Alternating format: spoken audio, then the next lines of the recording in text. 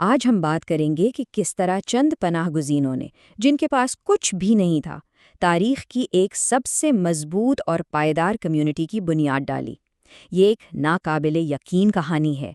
ذرا سوچئے، اگر کسی کو بالکل صفر سے ایک پورا معاشرہ بنانا پڑے تو وہ کیا کرے گا؟ ایک ایسی جگہ پر جہاں وہ اجنبی ہوں اور ان کے پاس اپنے ایمان کے سوا کچھ نہ ہو۔ مدینہ میں پہلے مسلمانوں کو بالکل اسی چیلنج کا سامنا تھا۔ تو آئیے ذرا گہرائی میں جا کے دیکھتے ہیں کہ انہوں نے یہ سب کیسے کیا۔ تو پیغمبر اسلام اور ان کے ساتھی یعنی مہاجرین اپنی جان بچا کر ہجرت مکمل کر کے مدینہ پہنچ چکے تھے، لیکن یہ تو بس شروعات تھی۔ ان کے سامنے مشکلات کا ایک پہاڑ کھڑا تھا۔ دیکھیں حالات کتنے سنگین تھے۔ ایک طرف تو یہ لوگ بے گھر تھے، وسائل نہ ہونے کے برابر تھے، دوسری طرف مکہ میں چھوڑا ہوا دشمن ان کے پیچھے پڑا ہوا تھا، اور پھر خود مدینہ شہر کے اندر بھی کچھ لوگ ان کے خلاف تھے۔ ان سب کے بیچ پوری کی پوری کمیونٹی کا مرکز صرف ایک گھر تھا، ابو ایوب الانصاری کا گھر، جو انہوں نے عارضی طور پر دے رکھا تھا۔ ایسے حالات میں جب ہر طرف غیر یقینی ہو تو کبھی کبھی تبدیلی کی کوئی چنگاری ایک بالکل غیر متوقع جگہ سے بھڑک اٹھتی ہے، اور اس چھوٹی سی کمیونٹی کے لیے یہ اشارہ شہر کے باہر ایک ویرانے سے آیا۔ کہانی کچھ یوں ہے کہ ایک چرواہا اپنی بھیڑیں چرا رہا تھا کہ اچانک ایک بھیڑیا اس کے سامنے آ کر بولنے لگا، اور اس نے جو کہا وہ حیران کن تھا۔ اس نے چرواہے سے کہا کہ اللہ کے آخری رسول مدینہ آ چکے ہیں اور تم یہاں اپنی بھیڑوں میں لگے ہوئے ہو، جاؤ انہیں تلاش کرو۔ اب یہ واقعہ جو کسی معجزے سے کم نہیں تھا، ایک بہت بڑی نشانی بن گیا۔ اس نے ان لوگوں کی ایمان کو اور بھی پختہ کر دیا جو صرف دلیلوں سے نہیں بلکہ ایسی نشانیوں سے بھی متاثر ہوتے ہیں۔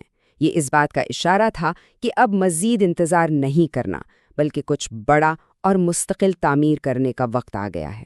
تو اب کمیونٹی کو یہ احساس ہوا کہ کسی ایک شخص کا گھر کافی نہیں ہے، انہیں ایک ادارے کی ضرورت ہے، ایک ایسی جگہ کی جو سب کی ہو، ایک غیر جانبدار مرکز، ایک ایسی بنیاد جو کسی ایک انسان کی زندگی سے کہیں زیادہ دیر تک قائم رہے۔ اچھا، تو مسجد بنانے کا یہ عمل بھی بڑا دلچسپ ہے۔ سب سے پہلے جگہ کا انتخاب۔ یہ وہ جگہ تھی جہاں پیغمبر اسلام کی اونٹنی خود جا کر بیٹھی تھی۔ پھر زمین کے خریداری کا مرحلہ آیا۔ یہ زمین 2 یتیم بچوں کی تھی، اور پیغمبر نے اصرار کیا کہ وہ اسے تحفے میں نہیں لیں گے بلکہ 10 دینار میں خریدا۔ پھر سب نے مل کر زمین کو صاف کیا، وہاں گڑے تھے، کھجور کے درخت تھے، سب ہٹایا، اور پھر تعمیر کا کام شروع ہوا، جس میں سب نے، خود پیغمبر اسلام نے بھی ایک عام مزدور کی طرح پتھر اٹھائے اور دیواریں بنائیں۔ اور یہی سب سے اہم نقطہ ہے، پیغمبر اسلام نے خود کام کر کے ایک مثال قائم کی۔ وہ چاہتے تو حکم دے سکتے تھے، لیکن انہوں نے ایک عام مزدور کی طرح اپنے ساتھیوں کے شانہ بشانہ کام کیا۔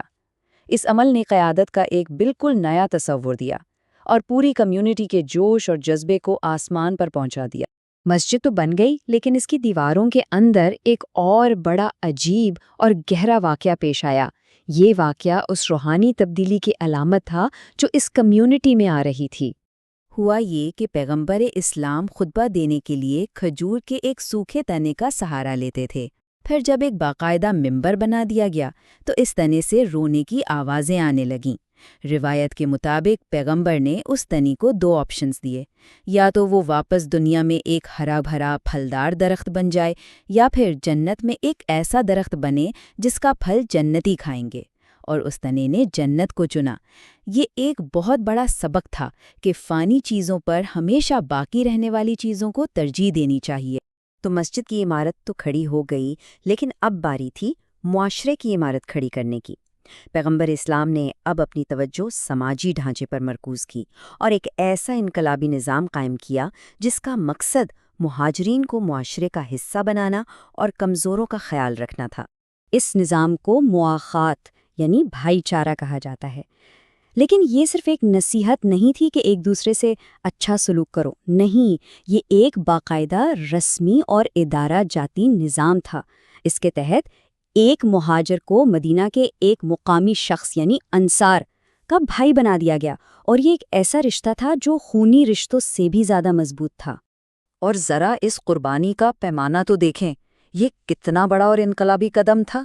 انصار یعنی مدینہ کے لوگوں نے اپنی ہر چیز کو آدھا آدھا بانٹ لیا، اگر کسی کے پاس 2 گھر تھے تو ایک مہاجر بھائی کو دے دیا، کاروبار تھا تو اس میں آدھا حصے دار بنا لیا، پیسہ، مال، سب کچھ برابر تقسیم کر دیا، یہاں تک کہ شروع میں تو وراثت میں بھی ایک دوسرے کے حقدار ٹھہرے۔ یہ خیرات نہیں تھی، یہ حقیقی بھائی چارہ اور شراکت داری تھی۔ اچھا، اب سوال یہ ہے کہ ان مہاجرین کا کیا ہوا جن کا کوئی انصاری بھائی نہیں بن سکا؟ ان کے لیے مسجد میں ہی ایک چبوترا بنایا گیا جسے صفہ کہتے ہیں۔ یہ لوگ اصحاب الصفہ کہلائے۔ وہ براہ راست پیغمبر کی نگرانی میں رہتے تھے۔ ان کو بھیک مانگنے کی سخت ممانعت تھی، لیکن پوری کمیونٹی مل کر ان کی کفالت کرتی تھی۔ یہ ایک طرح کا سوشل سیفٹی نیٹ تھا جو اس بات کو یقینی بناتا تھا کہ کوئی بھی شخص بے سہارا نہ رہ جائے، اور ساتھ ہی خودداری کا سبق بھی دیتا تھا۔ تو جب مسجد مکمل ہو گئی اور اس کا افتتاح ہوا تو پیغمبر اسلام نے اپنا پہلا خطبہ دیا، اور یہ کسی بادشاہ یا حکمران کا خطبہ نہیں تھا، بلکہ ایک رہنما اور گائیڈ کا پیغام تھا، جس میں انہوں نے اس نئی کمیونٹی کی اخلاقی بنیادوں کی وضاحت کی۔ پیغام بالکل صاف اور واضح تھا، ہر شخص اپنی ذمہ داری پر ہے، خود کو آگ سے بچاؤ، چاہے آدھی کھجور صدقہ کر کے ہی کیوں نہ ہو، اور اگر اتنا بھی نہیں ہے تو کم از کم ایک میٹھا بول بول کر۔ مطلب یہ کہ نیکی کتنی ہی چھوٹی کیوں نہ ہو، اس کی بہت بڑی قیمت ہے۔ اور اس کے فوراً بعد پہلے باقاعدہ مذہبی قوانین بھی قائم ہونے لگے، جیسے نمازوں میں کچھ تبدیلیاں آئیں۔ یہ اس بات کا اشارہ تھا کہ اب یہ صرف ایک پناہ گزینوں کا گروہ نہیں رہا، بلکہ ایک منظم اور فعال معاشرہ بن چکا ہے۔ یہ کمیونٹی اب ایک نئے پختہ دور میں داخل ہو رہی تھی، جس کے پاس اپنا مرکز بھی تھا، سماجی ڈھانچہ بھی، اور اب باقاعدہ قوانین بھی۔ تو آخر میں سوال یہ پیدا ہوتا ہے کہ مدینہ میں جو مسجد بنی، اس کی اصل بنیادیں کیا تھیں؟ ہاں، اس کی دیواریں تو پتھر اور گارے کی تھیں، لیکن اس معاشرے کی اصل بنیادیں کچھ اور تھیں۔ وہ اصول تھے، ایسی قیادت جو خدمت کرے، ایسی ہمدردی جس کی کوئی حد نہ ہو، اجتماعی ذمہ داری کا احساس، اور ایک ایسے منصفانہ معاشرے کا خواب جو سب کا ہو۔